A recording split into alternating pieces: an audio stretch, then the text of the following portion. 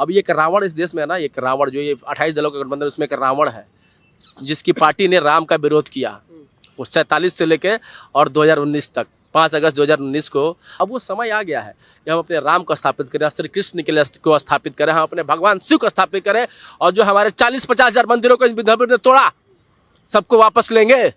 और नरेंद्र मोदी जी आज है, उसके बाद योगी जी आएंगे। अभी तो ये मोदी जी को बोलते हैं ना कि कपड़ा बदलते हैं।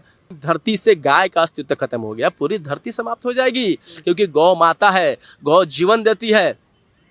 गौ का शरीर का एक एक अंग महत्वपूर्ण है।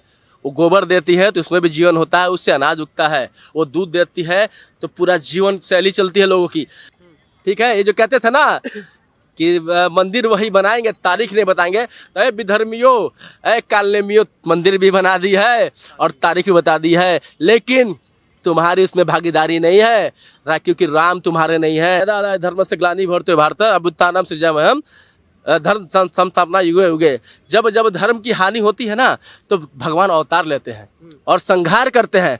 तो भगवान अवतार ले चुका है नरेंद्र मोदी के रूप में और योगी जी के रूप में। विपक्ष की तरफ से ये भी कहा जाता है कि कॉपीराइट नहीं है किसी का भगवान श्री राम के ऊपर। अब एक जो एजेंडा, एक मुद्दा चला जाता है वो ये कि क्या मंदिर बनने से रोजगार मिलेगा? इतना महंगा मंदिर बनाया गया था तो तुम्हारे पार्टी के कपिल सिब्बल क्यों लड़ रहे थे उसके खिलाफ? मुसलमानों के पक्ष में क्यों लड़ रहे थे? कॉपीराइट नहीं है तो क्या मस्जिद का कॉपीराइट था वहाँ पे? सेकुलर कंट्री है ना ये तो। सेकुलर कंट्री है तो क्या हम राम का अपमान सहेंगे क्या? राम का मंदिर नहीं बनेगा क्या? सेकुलर कंट्री है तो मस्जिद बनेगी, राम का मंदिर नहीं बनेगा? वाह भाई वाह। सेकुलर के नाम पे केवल हिंदू कटता रहेगा क्या? हिंदू की भागीदारी है क्या? हिंदू के केवल मरने की भागीदारी है? भाईचारे के नाम पे वो भाई बन जाते हैं और हिंदू चारा बन जाता है क्या? ऐसा नहीं चलेगा देश में। सेकुलर देश भारत एक हिंदू राष्ट्र है, राम का देश है ये किसी बाबर का देश नहीं, किसी अकबर का देश नहीं है। इतिहास में जो हमें तोड़ मरोड़ के पढ़ाया जा रहा है ना, इतिहास मिटाने की प्रक्रिया चल रही है, इतिहास को बदलने की प्रक्रिया चल रही है। ये राम का देश है, महाराणा प्रताप का देश है, शिवाजी का देश है, शिवाजी महाराज का देश है। ये औरंगजेब का देश नहीं है जो औरंगजेब को मांगते हैं ना विधर्मी, जो इसी देश में आतंकवाद का समर्थन करते हैं। बलात्कार हो रहा था इजराइल में, इसी देश में कुछ लोग समर्थन करते हैं। वो राम के नहीं हो सकते, वो राम के नहीं हो सकते। और एक आपको बताता हूँ सूक्ति है कि होइए वही जो राम रचि रखा। राम जी वनवास 14 साल के लिए गए थे, राजकुमार थे, उनको वनवास जाना पड़ा क्योंकि देश दुनिया को संदेश देना था कि एक राजकुमार, एक राजा का पुत्र भी जंगल जा सकता है और बिना किसी अलौकिक शक्ति के रावण को मारने की क्षमता रखने वाले राम, मर्यादा पुरुषोत्तम राम का इन्होंने अपमान किया है। पूरे देश का सनातनी हिंदू इनको जवाब देगा 2024 के आने वाले चुनाव में। ये अभी कर रहे हैं ना कि चुनावों के लिए उपयोग हो रहा है राम मंदिर का। क्यों? तुमने क्या किया राम के लिए? राम का अपमान करने के अलावा तुमने क्या किया? और वो राम के हैं, जो राम का हो जाता है राम उनके हो जाते हैं। तुमने तो राम को कभी माना नहीं। तो मोदी जी ने माना, योगी जी ने माना, लाखों करोड़ों हिंदुओं ने राम को माना अपना, तो राम ने उनको अपना बना लिया। और जिसके राम हो जाते हैं ना उसकी पूरा ब्रह्मांड हो जाता है। चलिए, मेरा आखिरी सवाल आपसे ये होगा कि अभी दशहरा के मौके पर पीएम मोदी ने संबोधन में अपने कहा है कि इस बार की जो रामनवमी होने वाली है वो सबके लिए खास होने वाली है, क्योंकि हमारे प्रभु श्री राम मंदिर में स्थापित कर दिए जाएंगे। उनको जो एक पल्ली से, एक छोटी सी पल्ली के नीचे उनको स्थापित किया गया था, वहाँ से जो शुरू हुई थी एक जंग 500 साल बाद, वो जीत ली है। अब कैसा लग रहा है इस बार अपने मंदिर में विराजेंगे? विधर्मियों की अंतिम सदी चल रही है। इस राम के लिए 580 साल लड़ा गया ना, अब ये अंतिम वर्ष है विधर्मियों का। ये चिल्ला रहे हैं ना 28 लोग विधर्मी, रावण रूपी 28 पार्टियों का गठबंधन। आपको पता है रावण अंतिम में बच गया था, सारे लोगों को, सारे उसकी सेना खत्म हो गई, उसके सारे वंश 100 पुत्र खत्म हो गए, राष्ट्र में रावण बचा था। अब ये एक रावण इस देश में है ना, एक रावण जो ये 28 दलों का गठबंधन, उसमें एक रावण है जिसकी पार्टी ने राम का विरोध किया, वो 47 से लेके और 2019 तक। 5 अगस्त 2019 को राम मंदिर, 2020 को राम मंदिर का फैसला आया था। तब से इन बेधर्मियों के पेट में दर्द हो रहा है, क्योंकि उनको पता है कि राम की महिमा क्या है। ये पाखंडी है, ये कालनेमी है। इन कालनेमियों से मैं यही कहता हूँ कि हमारे राम की तरफ आँख उठा के मत देखना। तुमने जो राम के विरुद्ध 75 साल तक केस लड़ा राम के विरुद्ध, राम तुमको उसका फल देने जा रहा है। रामनवमी महत्वपूर्ण क्यों नहीं होगी इस बार की? रामनवमी महत्वपूर्ण क्यों नहीं होगी? क्योंकि इन विधर्मियों का अंतिम काल चल रहा है। और जिस दिन राम स्थापित हो जाएंगे ना, आपको राम की महिमा पता होगी। प्रत्येक सनातनी देश का राम की महिमा जानता है। एक बार जय श्री राम बोल देते हैं ना तो विधर्मियों की डैश डैश में आग लग जाती है, जलने लगता है, अरे जय श्री राम। इसी देश में जय श्री राम को लोग कम्युनल बोल देते हैं। राम के देश में ही राम का नाम लेना कम्युनल हो गया। अल्लाह अकबर का नाम लेके नाराज तकबीर बोल के कलमा पढ़ के गर्दन पे छुरी फेर देना, यहाँ पर सेकुलर हो जाता है। उन लोगों को सारा अधिकार चाहिए, अभिव्यक्ति की आज़ादी चाहिए।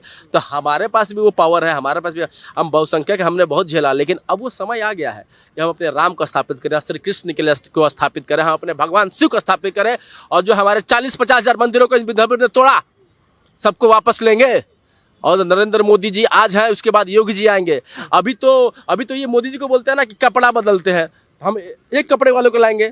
भगवाधारी एक ही कपड़ा पहनते हैं योगी जी, कोई कह सकता है कि कपड़ा बदलते हैं? वो एक कपड़े वालों को लाएंगे। अभी तो चाय वाला है, अभी चाय की केतली अभी गर्म भी नहीं हुई, इनकी हवा निकलने लगी।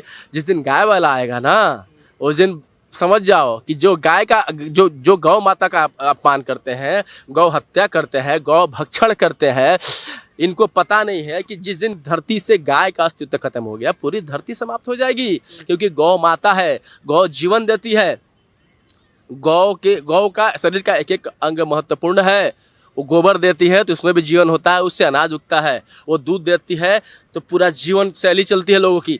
तो ये मैं मांग करूंगा कि गाय रक्षा पे एक कानून बने, गाय की हत्या पे एक कठोर कानून बने कि गाय की हत्या हो तो जो इसमें अपराधी पाया जाए उसको सजाए, मौत दी जाए, उसको फांसी पे लटकाया जाए।